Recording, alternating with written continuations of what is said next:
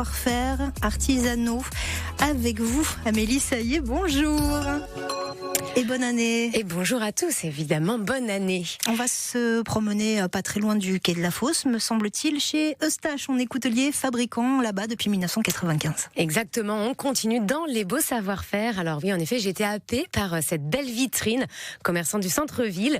Et ici, Antoine m'a expliqué un petit peu comment il travaillait ce savoir-faire historique, dans la pure tradition coutelière, avec des savoir-faire uniques. Alors chez eux, il y a des maîtres couteliers, des compagnons, des ébénistes, vraiment autant de savoir-faire qui commencent à se remettre un petit peu aussi au goût du jour. Et là, il y a une fabrication de couteaux, vous allez voir, il y a des matériaux originaux et des couteaux de tradition, évidemment. Alors, ils ont l'air d'être vraiment très identifiables. Elle est vraiment enracée, cette marque-là. Qu'est-ce qu'ils ont comme particularité, Amélie ? Alors, on commence tout d'abord avec ce qu'ils appellent des mouches spécifiques. Alors, on va avoir la feuille de châtaignier pour le Corrèze. Là, je vous ai ramené le Bresse-Comtel, donc on va retrouver l'hermine bretonne.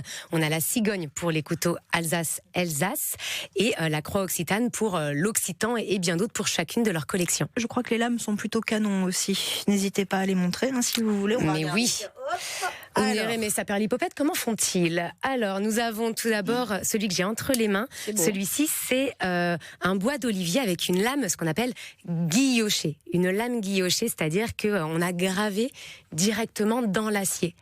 Et Pauline, vous avez, là c'est un cran forcé sculpté en bois d'ébène avec une lame damassée. C'est-à-dire que là vous allez avoir différents aciers qui vont être plus ou moins chargés en carbone et avec la superposition des couches qu'ils étirent, qu'ils assemblent, et bien ensuite ils les trempent et ça donne ce sort de damassé que l'on a directement dessiné sur la lame. Donc pour les manches, les bois aussi ne sont pas en reste, ils sont magnifiques. Alors du bois de violette, du noyer, de l'ébène, du bouleau, de l'olivier, énormément de bois différents sur les manches de ces couteaux.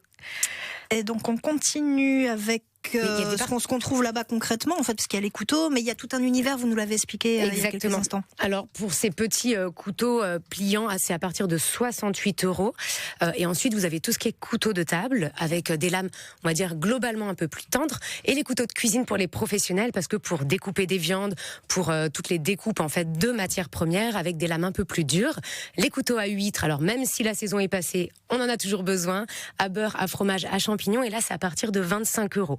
Donc voilà, il y a plein d'accessoires, faut pas hésiter à passer la porte. Couteau à champignons, je savais pas que ça existait. Exactement. Eh bien oui. Le couteau pour tout, la magie de la gastronomie française. Moi j'adore. Le tiroir n'est pas assez grand, quoi. Par contre, il faut prévoir aussi de la place dans ce tiroir pour les produits d'entretien. On imagine bien que des merveilles comme ça se bichonne. Alors exactement, c'est du bois, donc il faut le nourrir. Il y a des petites huiles qui se vendent là-bas.